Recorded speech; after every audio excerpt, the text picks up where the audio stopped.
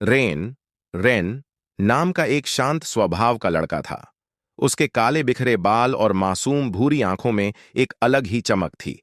वो एक शांत से गांव में रहता था जो व्हिस्परिंग फॉरेस्ट नाम के रहस्यमय जंगल के पास बसा था। कहते थे कि उस जंगल में श्राप बसा है।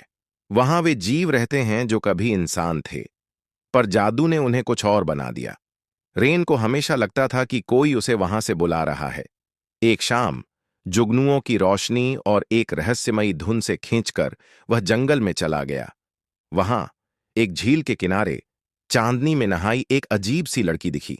वो थी सेरीना। उसके लंबे हरे बाल, जड़ी जैसे चमकती आंखें और इंसानी शरीर से जुड़ी एक लंबी चमकती नागिन की पूंछ। रेन एक पल को ठिठक गया। सेरीना ने पहले उसे दूर रहने को कहा। उसकी आंखों में डर था, पर रेन वहां बैठ गया और बांसुरी बजाने लगा। रात दर रात रेन वापस आता। धीरे धीरे वे दोनों झील के किनारे मिलने लगे। शब्दों से ज्यादा उनके बीच मौन और संगीत बोलता था। रेन कहानियां लाता, हंसी बांटता और जड़ी बूटी की मिठास से भरे फूलों की माला पहनाता।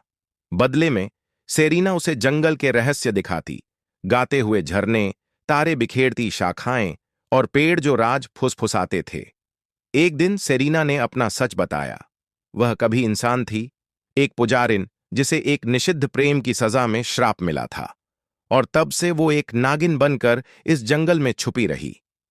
रेन को उसकी कहानी ने तोड़ दिया, लेकिन वो सेरीना को उसके रूप से नहीं, उसकी आत्मा से चाहता था। धीरे धीरे उनका रिश्ता प्यार में बदल गया। झील के किनारे पहला स्पर्श, उसकी पूंछ का रेन को थामना, और फिर एक चुपचाप चुराया गया चुंबन। लेकिन इस प्यार की खबर गांव वालों तक पहुंच गई। गांव वाले रेन को बचाने के लिए जंगल में घुसे, पर वो दरअसल डर और नफरत लेकर आए थे। सेरीना ने तय किया वो खुद को सौंप देगी ताकि रेन बच सके।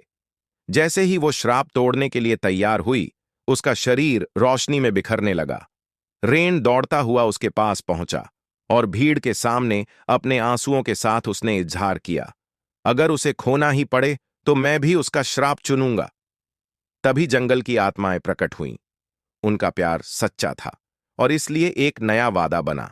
रेन आधा इंसान आधा नाग बना, और सेरीना को साल के 6 महीने इंसानी रूप में जीने का वरदान मिला। कई सालों बाद लोग कहते हैं कि अगर तुम जंगल में खो जाओ और कहीं से बांसुरी की मधुर आवाज आए, तो समझो तुम रेन और सेरीना के पास हो। वो अब भी झील के किनारे नाचते हैं, जुगनुओं की रोशनी में, एक प्रेम के वादे के साथ जो कभी नहीं टूटेगा।